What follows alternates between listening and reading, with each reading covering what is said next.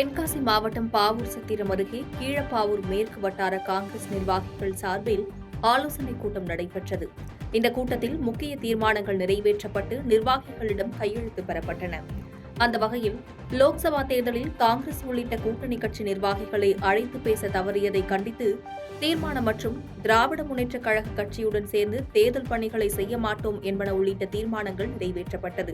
காங்கிரஸ் கட்சியினர் திமுகவினருடன் இணைந்து தேர்தல் பணிகளை செய்ய மாட்டோம் என தீர்மானம் நிறைவேற்றியுள்ள சம்பவம் இந்தியா கூட்டணியில் உள்ள கட்சிகளிடையே பெரும் பரபரப்பை ஏற்படுத்தியுள்ளது.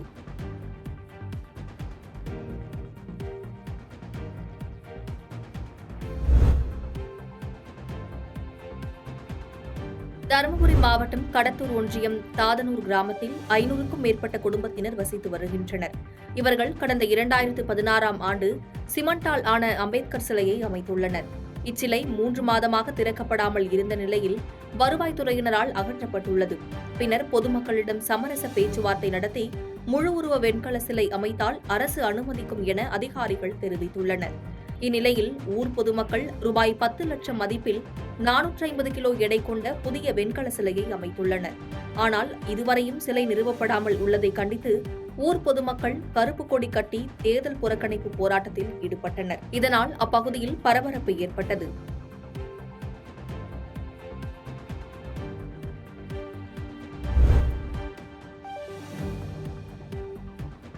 திண்டுக்கல் மாவட்டம் நத்தத்தில் வாரந்தோறும் ஞாயிற்றுக்கிழமை ஆடு சந்தை நடைபெறும். இங்கு வெளி மாவட்டங்களைச் சேர்ந்த வியாபாரிகளும் கேரள மாநிலத்தைச் சேர்ந்த வியாபாரிகளும் மொத்த விலைக்கு ஆடுகளை வாங்க வருவர்.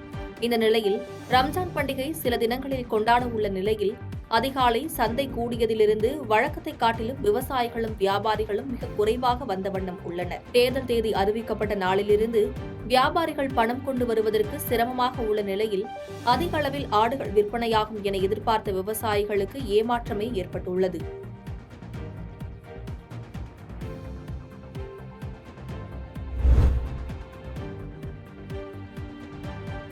பழனியில் பாமக வேட்பாளர் திலகபாமா தீவிர வாக்கு சேகரிப்பில் ஈடுபட்டு வருகிறார். இந்நிலையில் உழவர் சந்தை பகுதியில் விவசாயிகளை சந்தித்து மாம்பழம் சின்னத்திற்கு வாக்கு சேகரித்தார். அப்போது மாம்பழம் விற்பனை செய்யும் கடைக்கு சென்ற வேட்பாளர் தனது கட்சியின் சின்னமான மாம்பழத்தை விற்பனை செய்து பொதுமக்களிடத்தில் வாக்கு சேகரிப்பில் ஈடுபட்டார். இதனைத் தொடர்ந்து உழவர் சந்தைக்கு வந்த பொதுமக்களிடம் துண்டு பிரசுரம் வழங்கி வாக்கு சேகரித்தார்.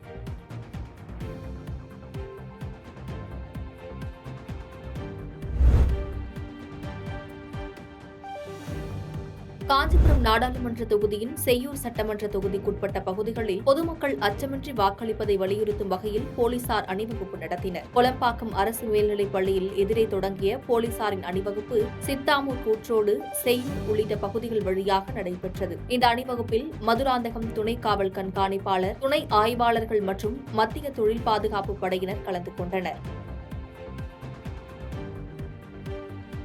பாதகம் செய்பவரை கண்டால் நாம் பயங்கொள்ளலாகாது பாப்பா, மோதி மிதித்து விடு பாப்பா, அவர் முகத்தில் உமிழ்ந்து விடு பாப்பா.